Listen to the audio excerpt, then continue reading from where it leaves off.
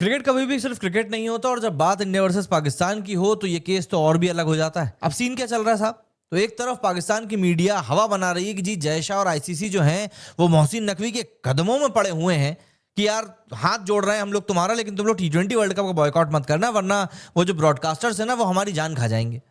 सुनने में ऑब्वियस सी बात है, ड्रामेटिक लगेगा, और अगर आप पाकिस्तान के पॉइंट ऑफ व्यू से देखें तो भैया सुनने में काफी अच्छा भी लगेगा कि अरे आईसीसी और जय शाह हमारे कदमों में पड़े। लेकिन प्रॉब्लम यहां पर एक ही है, इसका ग्राउंड रियलिटी से कोई लेना देना नहीं है। ये जो बातें पाकिस्तानी मीडिया में इस समय चल रही हैं सिर्फ इसीलिए चल रही हैं ताकि पाकिस्तान की आवाम को खुश रखा जा सके, क्योंकि वहां के लोग बड़े भोले हैं। पाकिस्तान के भोले क्या कहें किए हैं, क्योंकि वो लोग सिर्फ बातों से खुश हो जाते हैं। पाकिस्तान ने धमकी दे दी साहब कि हम T20 वर्ल्ड कप बॉयकॉट करेंगे, पाकिस्तानी खुश हो गए, अरे भैया मजा आ जाएगा, भारत का नुकसान होगा। लेकिन असलियत में पाकिस्तान ऐसा कुछ कर नहीं सकता क्योंकि उसके पिछवाड़े में इतना गूदा नहीं है कि वो उस तरह का डिसीजन ले सके। सच क्या है? दरअसल ग्लोबल क्रिकेट का फाइनेंशियल इंजन कौन है, इस सवाल का जवाब से आपको हर जवाब मिल जाएगा, और वो है बीसीसीआई। ब्रॉडकास्ट डील्स का वेट कहां से आता है? IPL market, Indian viewership, Indian sponsor से। तो लॉजिकल सवाल ये बनता है कि जिसको एक सिस्टम चलाने का पैसा मिल रहा हो वो किसी से रिक्वेस्ट मोड में आखिर क्यों ही आएगा? तो ये नैरेटिव ज्यादा डोमेस्टिक ऑडियंस को खुश करने वाला लग रहा है। ग्लोबल रियलिटी वाले से इसका कोसों दूर तक कोई नाता नहीं है, इस बात को हमको समझना पड़ेगा।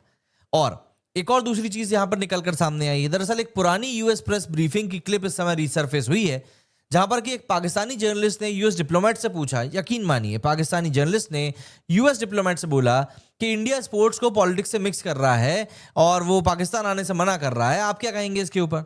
यूएस स्पोक्स पर्सन ने साफ तौर पर कहा, वेदांत पटेल नाम है उनका, यूएस के स्पोक्स पर्सन है, उनका जवाब था कि ये इंडिया और पाकिस्तान का बायलैटरल इशू है, हमारा मैटर नहीं है, बस खत्म। ना कोई लेक्चर, ना कोई सिंपैथी, ना कोई इंटरवेंशन।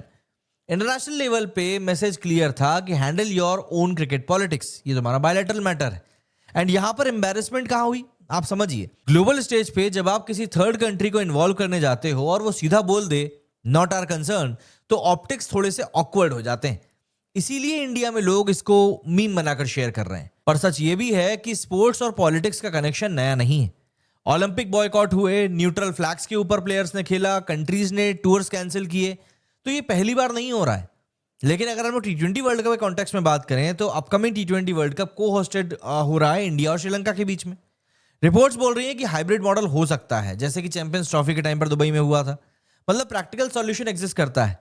इसीलिए जब पाकिस्तान वाले बॉयकॉट थ्रेट देते हैं ना, तो उनकी मांगे तो पहले ही मान ली गई हैं। तो इसीलिए ये सब चीजें जो हैं ये ज्यादातर टीवी डिबेट वाली लगती हैं, ग्राउंड इंप्लीकेशंस इनके बहुत कम लगते हैं। रियल पावर गेम की अगर मैं बात करूं तो इंटरनेशनल क्रिकेट बोर्ड्स पॉलिटिक्स समझते हैं। इमोशनल स्टेटमेंट टीवी पे चलते हैं, लेकिन टूर्नामेंट कॉन्ट्रैक्ट्स लीगल फ्रेमवर्क के ऊपर चलते हैं। अगर कोई टीम विड्रॉ करती है तो उसका फाइनेंशियल, लीगल, जो भी कुछ रेपुटेशनल कॉस्ट होता है ना, वो उनको बियर करना ही पड़ता है। And ICC events school tournament नहीं होते, यहां पर क्लॉजेज होते हैं, बहुत बड़े बड़े स्टेक्स होते हैं। अब देखिए सवाल यह है कि इंडियन पब्लिक रिएक्शन क्यों तेज दे रही है? तो देखिए क्योंकि इंडिया में लोगों को लगता है कि हर बार क्रिकेट डिप्लोमेसी का ड्रामा बना दिया जाता है पाकिस्तान की तरफ से।